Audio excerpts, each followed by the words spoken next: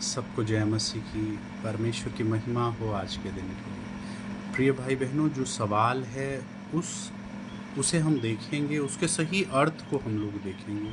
जो मत्ती 12 का 43 में अशुद्ध आत्मा जब मनुष्य से निकलती है तो चारों तरफ विश्राम ढूंढती है लेकिन पाती नहीं है। तो इसका अगर हमें अच्छे से इसको थोड़ा गहराई में भी देखेंगे और बहुत संक्षिप्त में हम लोग देखेंगे। देखिए, सबसे पहली और महत्वपूर्ण बात है विश्वास में अपने बहन भाइयों को बना कर रखना। लेकिन विश्वासी होने के लिए प्रभु ने नहीं बुलाया, प्रभु ने चेला बनाने के लिए बुलाया है। और चेला बनाना मुश्किल है।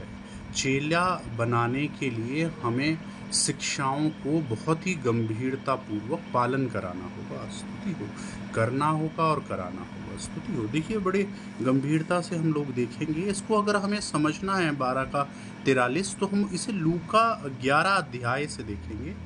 क्योंकि लूका की जो पुस्तक है उसके विषय में ऐसा लिखा है, लूका रचित सुसमाचार उसके पहले अध्याय में ही आप देखेंगे कि एक एक बात क्रम अनुसार लिखी है कि क्या लिखा है, पहले क्या हुआ, फिर उसके बाद क्या हुआ, फिर उसके बाद क्या हुआ। इस गंभीरता को हमने समझना है ना। तो इसमें लिखा है, जब आप इसका 11 का आप 20 पढ़ेंगे, 20 से हम लोग पढ़ेंगे इसे 26 तक। लिखा है कि यदि मैं परमेश्वर की सामर्थ से दुष्टात्माओं को निकालता हूं तो परमेश्वर का राज्य तुम्हारे बीच में आ पहुंचा है। जब बलवंत मनुष्य हथियार बांधे हुए अपने घर की रखवाली करता है तो वह संपत्ति बची रहती है। तो बलवंत वो मनुष्य की जो जो संदर्भ दिया गया, यानी कि किसे कहा गया ये दृष्टांत, बलवंत मनुष्य शैतान को। स्तुति हो। और प्रभु के वचन में क्या लिखा है, जो कोई पाप करता है वो उसकी दासता में है।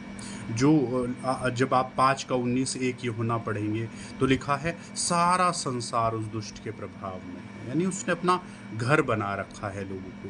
तो जब वो लोग, बलवंत मनुष्य हथियार बांधे हुए घर की अपने रखवाली करता है, उसकी संपत्ति बची रहती है, यानी कि वो ताकतवर है और वो साम्राज्य अपनी हथियारों के दम पे अपनी सारी संपत्ति की सुरक्षा करता है। लेकिन आगे लिखा है, जब उससे बढ़कर कोई बलवंत चढ़ाई करके उसे जीत लेता है, यानी मनुष्य के पुत्र है ना प्रभु यीशु मसीह, जब किसी के जीवन में आते हैं तो उसके हथियारों को शैतान के छीन लेते हैं, उसके राज्य को उन लोगों के जीवनों से, उस घर से तहस नहस करते हैं।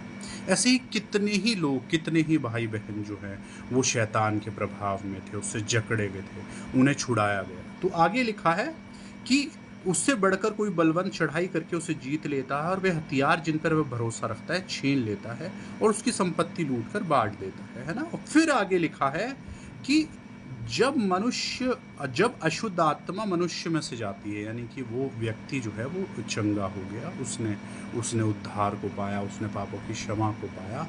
उसके बाद वो जो उसके अंदर से, जो उसके घराने से अशुद्धताएं गई हैं, अशुद्ध आत्माएं गई हैं, है ना, वो सूखी जगहों में जाकर विश्राम ढूंढ रही हैं और वो पाती नहीं, और वो ये कोशिश करती हैं मैं अपने उसी घर में दोबारा लौट जाऊं। यानी अशुद्धताएं जब प्रभु यीशु मसीह के द्वारा वो सब नष्ट करी गई तो दोबारा लौटकर उस घर में आने के लिए पूरा प्रयास करती हैं और निकलकर उसे झाड़ा बुहारा और सजा सजाया पाती हैं, है ना। और जब उसे देखती हैं कि ये तो सजा सजाया, क्योंकि चौकसी नहीं कर रहा है वो। स्तुति हो, है ना। आगे क्यों हो रहा है ऐसा, आगे लिखा है, तब वे जाकर अपने से बुरी 7 और आत्माओं को अपने साथ ले जाती है और उसमें बैठकर वास करती है और उस मनुष्य की दशा जो है पहले से भी बुरी हो जाती है। इसीलिए प्रभु परमेश्वर के प्रिय बच्चों, प्रिय भाई बहनों, जो अथॉरिटी में ज़्यादा हैं वो ताकतें, उन ताकतों के साथ लौट कर आने के लिए पूरा प्रयास करेंगी जीवन में। स्तुति हो।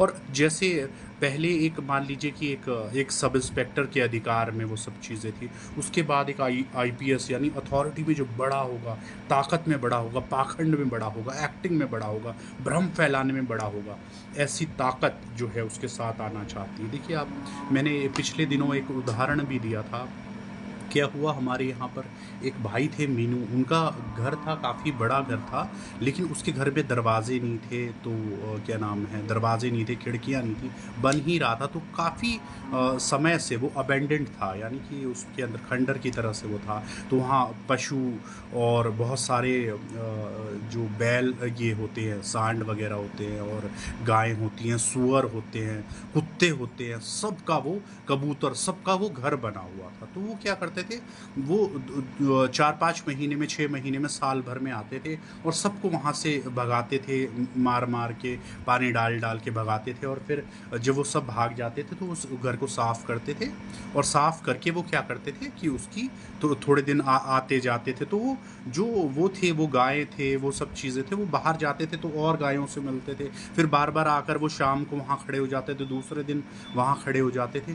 तो क्या होता था कि वो 2-3 दिन, 4 दिन, 6 दिन, हफ्ते भर, 10 दिन उसकी सुरक्षा करते थे आसपास, कि वो करते थे। तो लेकिन वो ताक में लगे रहते थे, और जब वो दोबारा लौट कर आते थे तो धीरे धीरे वो क्वांटिटी में बहुत ज़्यादा होते थे, वो पशु, वो सूअर, वो सब चीज़ें वो ज़्यादा होते थे, है ना।